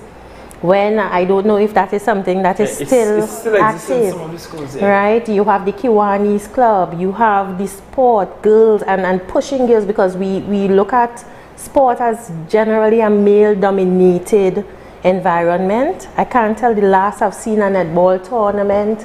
I can't tell the last I've seen us push the females forward as it relates to sport, and we can just start now utilizing those smaller and going back to the old time saying drop full in basket. If we look at it, it doesn't have to be perfect, but we must start. I think we will have a chance. And as someone in chat said, we should not forget the church as a critical social institution. Indeed. One of those that have a role to play. And the church, in preaching thus saith the Lord, has to also preach humanity and how we treat with some of these social issues. It's not enough to keep crusades. Where are the VBSs? What are the mothers in the church doing, and the fathers in the church? The church has to also stand against abuse and stand against some of the things that are befalling our women folk. Stand up for women and help with the training and the skills training, and help with the sharing and the partnership, the lend hand and the susus, the real susus, not the pyramid fake scheme susus, and assist with even some of the life skills that has to be taught. All our social institutions have to be part of that. Now, at that time we're close to the end.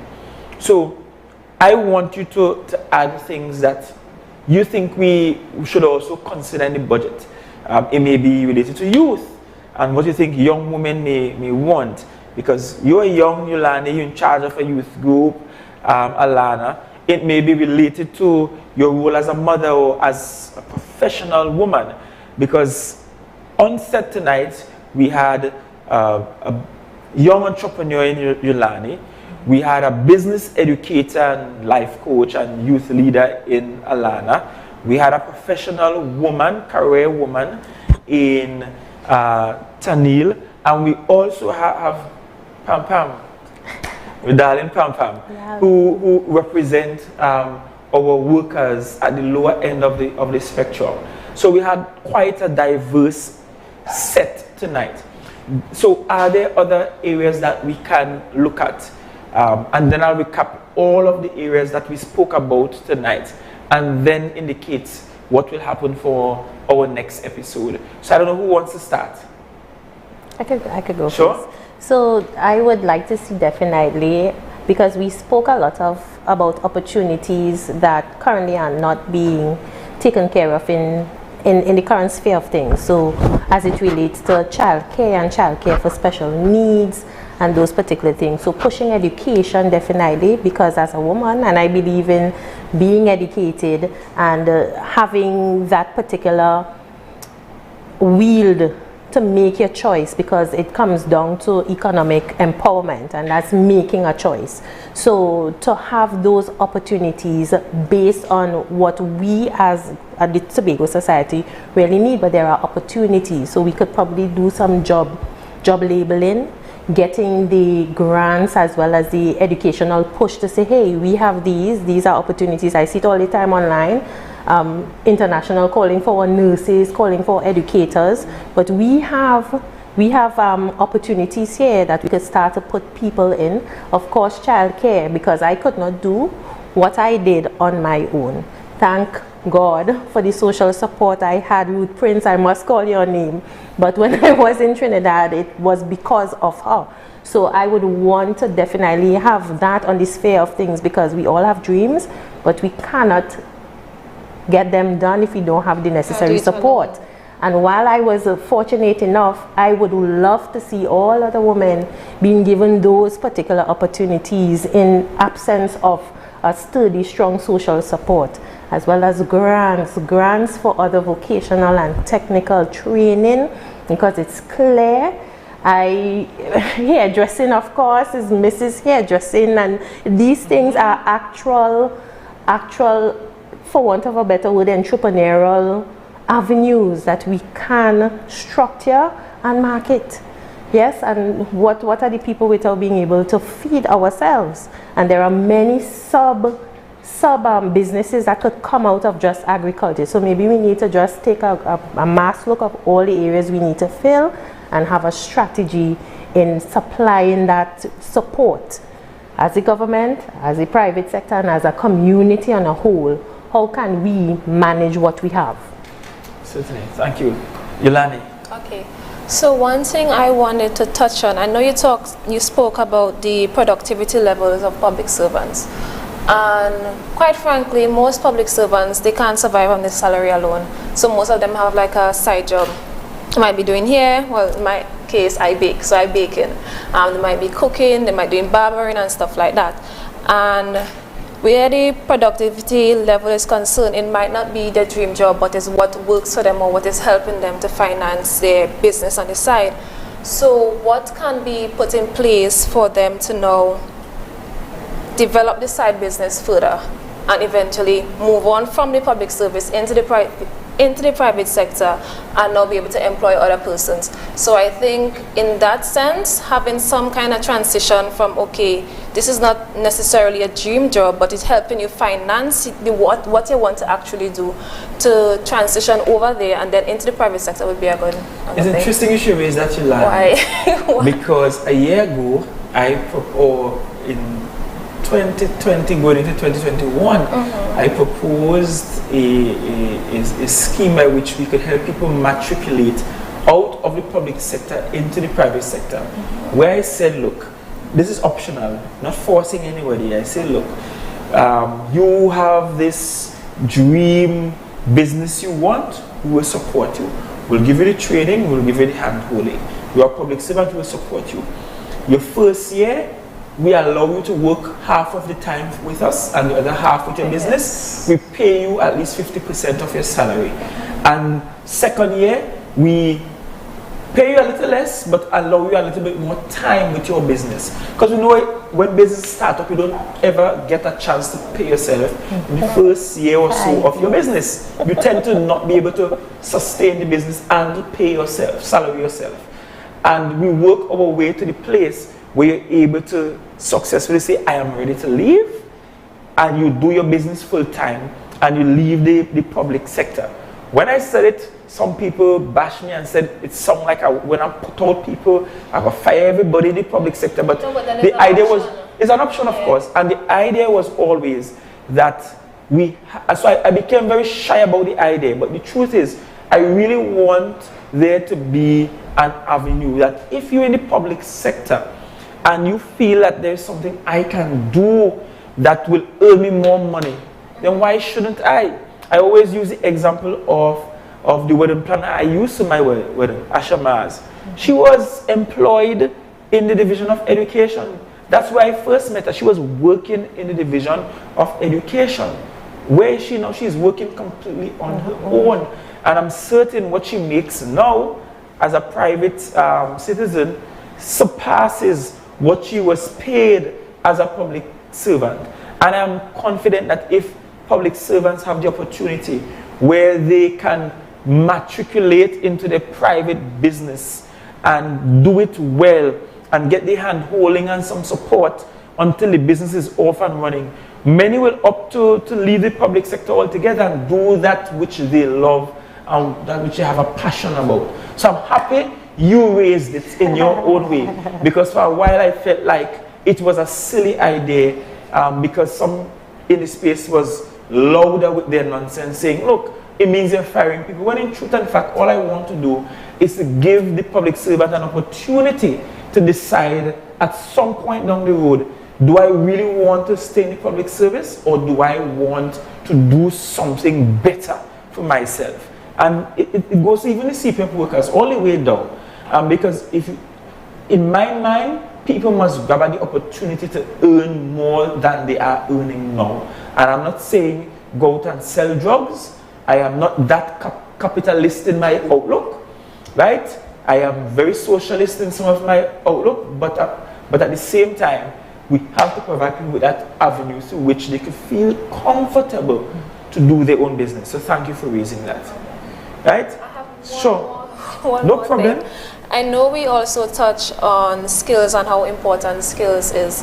And being a person who has been in different programs, I think also you can enter a program and learn a skill. I think it's also important for, I guess, the persons who facilitate in the program to follow up with these persons, because you do a skill and what's after. Maybe you might start your business, but how do you scale a business? And do you know if you register your business, you could have access to grants, you could You could even open a bank account, and that could come as an additional income when you're going to take a loan.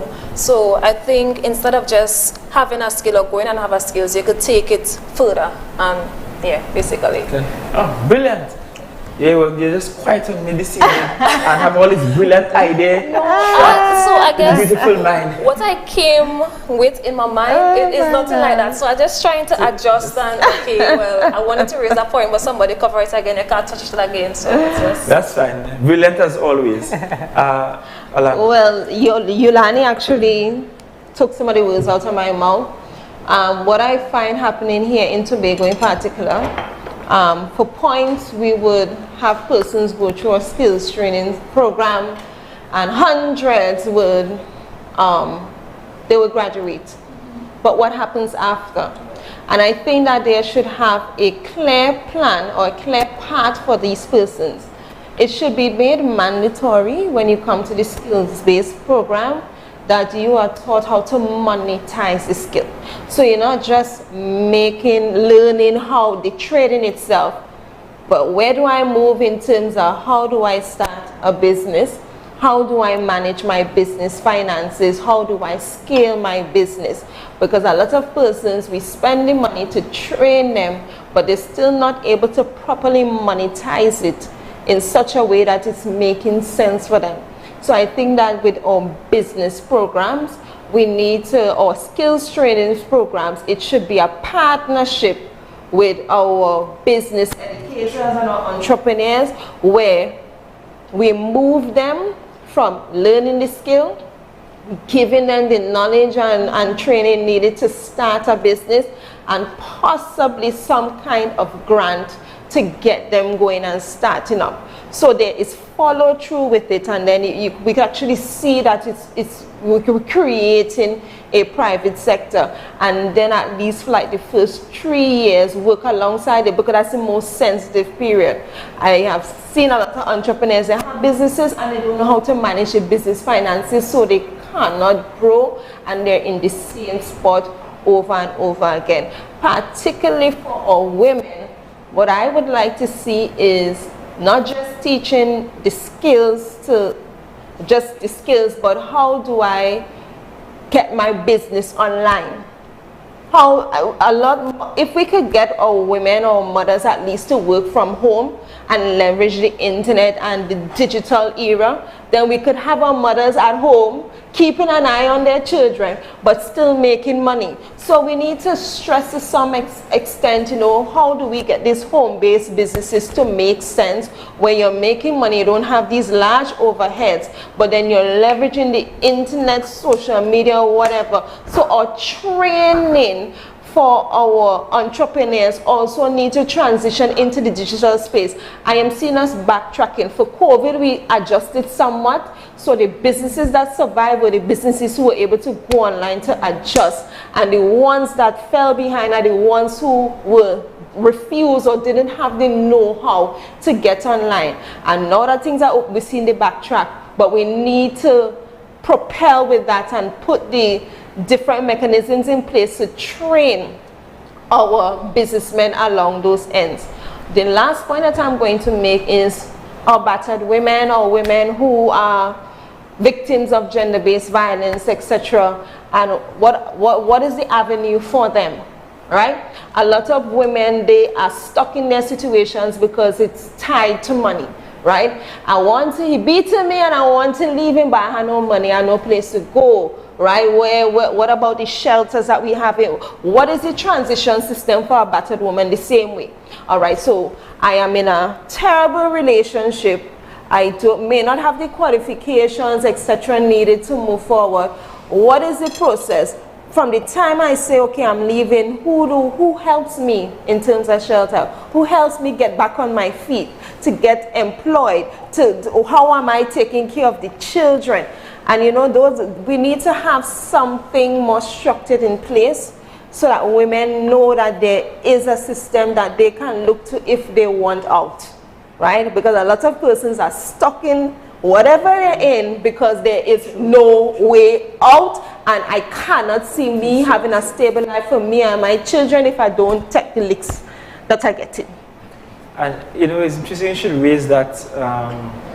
On Thursday this week, a lady came to my office, and I see so many people. When I have a public day, sometimes my public days start in the morning at 9, 10, and after 11 in the night, I'm still there. That's how long it is. And a lady came to my office on Thursday, and she said perhaps the most crass or honest statement. She said, the young boy gave me $600.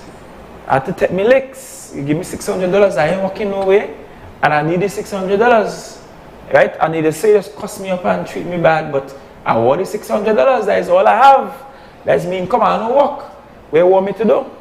She you know, want that. And she made that statement. Well, Pam Pam is the fan. That's not going to be her story.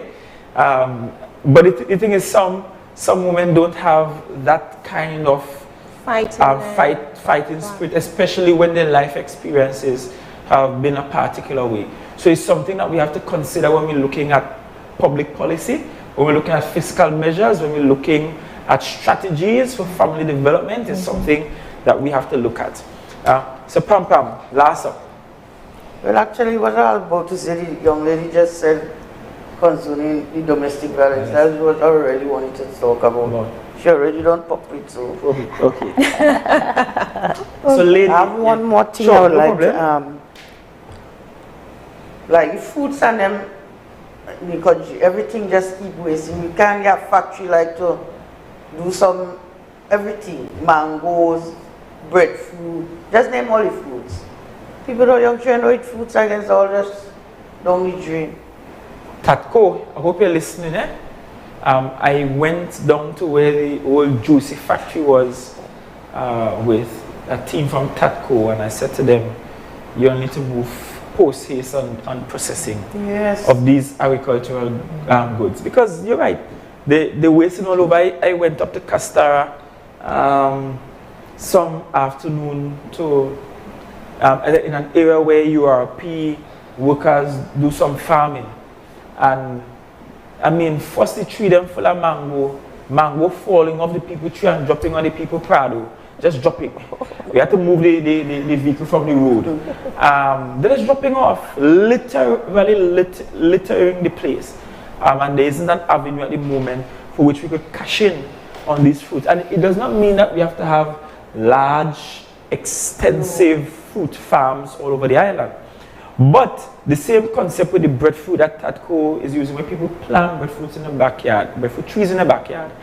If we collecting the fruits, people bring a bucket of fruit somewhere ever, and we do the policing of them, the pulping of them, the preserving of them, the cutting of them, cold storage of them. So many options: nectars, jams, jellies.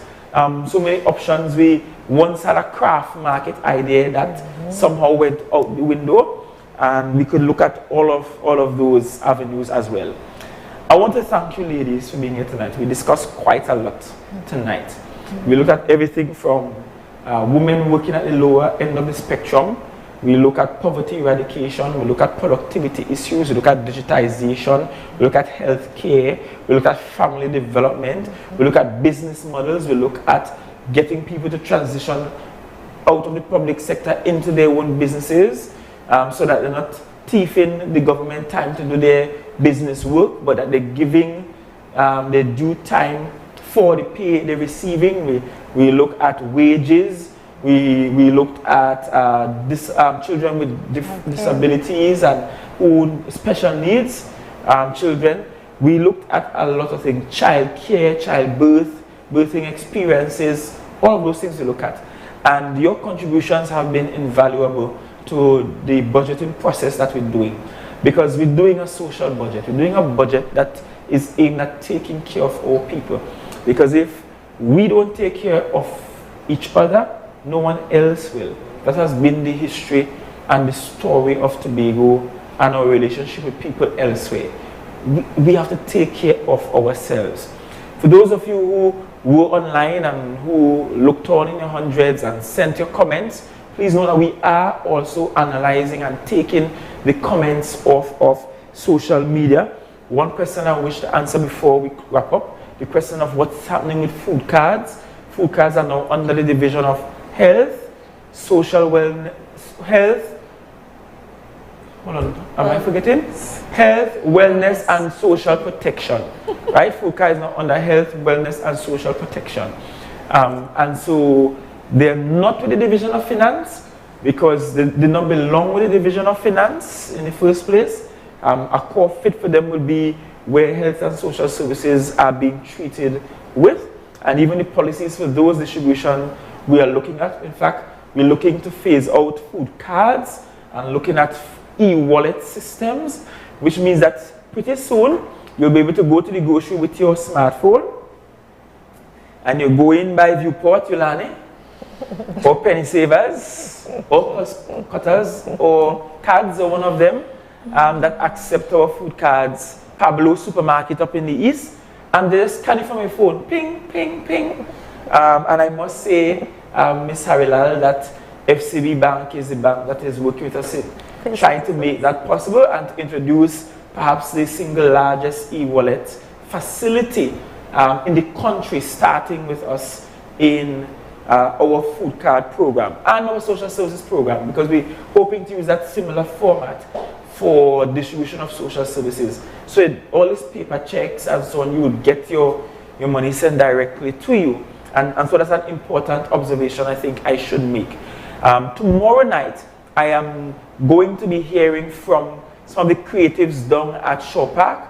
We're looking at how we monetize culture, the orange economy as some people call it. We're looking at that. Remember, we have 7 episodes of Make It Make Sense. The last episode will be the autonomy and the economy. So we are doing all of this and building up to a nice crescendo with the autonomy and the economy. You don't want to miss any one of these virtual consultations. I remind you as well that tomorrow we have 2 face-to-face consultations. In the morning at 10 a.m. I have contractors in this space. So if you're a contractor, if you know a contractor, whether you're a small contractor, big contractor, medium-sized contractor, or you're not trying to be a contractor, call the contractor. Come out tomorrow morning at 10 a.m. down at the Division of Finance, Trade and Economy, up at the Penthouse, where I'll be sitting with you and hearing your thoughts for some of the plans and projections for the island going forward. And at 1 p.m. tomorrow, we have the private sector there. So we invited the Chambers of Commerce, we invited insurance agencies, we invited the bank managers. Hope you got the invitation. Ms. Harilal, if not, consider this your invitation. We invited the bank managers and the Hotel Association and Tourism Association. So we literally want all the private sector people in the room, because I do feel strongly that Tobago needs a stronger private sector. And I want to hear from you and also share with you some thoughts about how we can build the private sector and make it stronger so the burden is lifted off of the THA. I want to thank you all for listening. Thank you all for participating. This certainly has been different. We didn't get a chance to eat L'Onction's beautiful food, all the lovely gold leaves and so on in the cocoa, what do you call it? I can't remember the name, but it's cocoa something, cocoa tea something, right? So we will get to eating, and thank you so much for joining us. Who in the kitchen does feel the heat, and we heard from those who are in the kitchen. So thank you very much. Have a good night. God bless you. Please have a productive week ahead. Go to the people work early tomorrow morning, and let's get to work on Tobago's business and making Tobago the greatest little island on the planet. Thank you and God bless you.